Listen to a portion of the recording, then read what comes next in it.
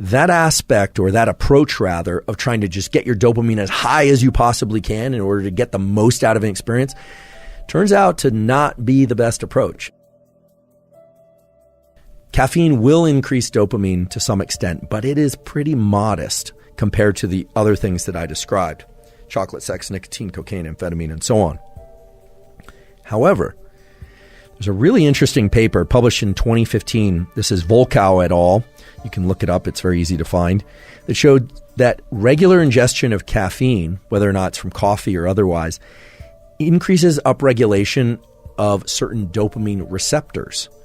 So caffeine actually makes you able to experience more of dopamine's effects. Because as I mentioned before, dopamine is vomited out into the synapse or it's released volumetrically, but then it has to bind someplace and trigger those G protein coupled receptors. And caffeine increases the number, the density of those G protein coupled receptors. Now, sitting back and thinking about that, you might think, oh yeah, sometimes I'll notice people, at least in the old days, that it used to be a cigarette and a cup of coffee. Or when people drink alcohol, oftentimes they'll smoke. And it's well known that different compounds like alcohol and nicotine, or caffeine and nicotine, or certain behaviors and certain drugs can synergize to give bigger dopamine increases.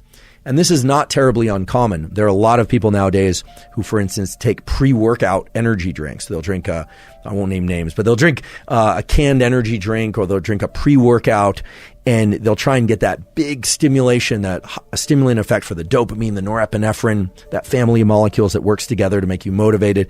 And then they'll also exercise to try and get even more of a dopaminergic experience out of that workout. Sometimes it's also to perform better as well, of course. But as we'll talk about in a few minutes, that aspect, or that approach rather, of trying to just get your dopamine as high as you possibly can in order to get the most out of an experience turns out to not be the best approach. And what you'll find as we talk about dopamine schedules is that layering together multiple things, substances and activities that lead to big increases in dopamine actually can create pretty severe issues with motivation and energy right after those experiences, and even a couple days later.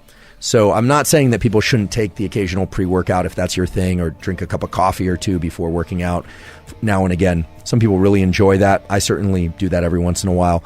But if you do it too often, what you'll find is that your capacity to release dopamine and your level of motivation and drive and energy overall will take a serious hit.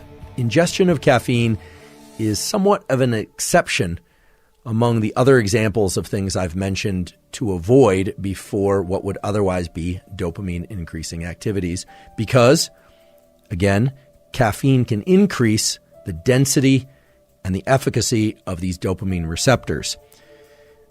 Turns out that the source of caffeine could also matter. While coffee or tea or other forms of caffeine will have this effect of increasing dopamine receptors, yerba mate, something I've talked about before on this podcast, has some interesting properties. First of all, it contains caffeine. It's also high in antioxidants. It also contains something called GLP-1, which is favorable for management of blood sugar levels.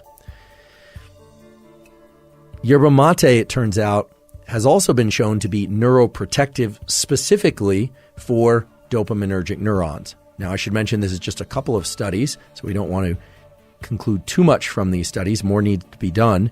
But they showed that in a model of damage to dopamine neurons, ingestion of yerba mate and some of the compounds within yerba mate can actually serve to preserve the survival of dopamine neurons in both the movement-related pathway and the motivation pathway. So perhaps you need that incentive in order to ingest yerba mate tea. Perhaps you don't need any incentive. In my case, I don't need any incentive. I already enjoy yerba mate as my principal source of caffeine, although I do drink coffee as well. But if one were going to consume caffeine, you might consider consuming that caffeine in the form of yerba mate, both for sake of upregulating dopamine receptors and getting more of a dopamine increase, and of course for the stimulant properties of caffeine, if that's what you're seeking.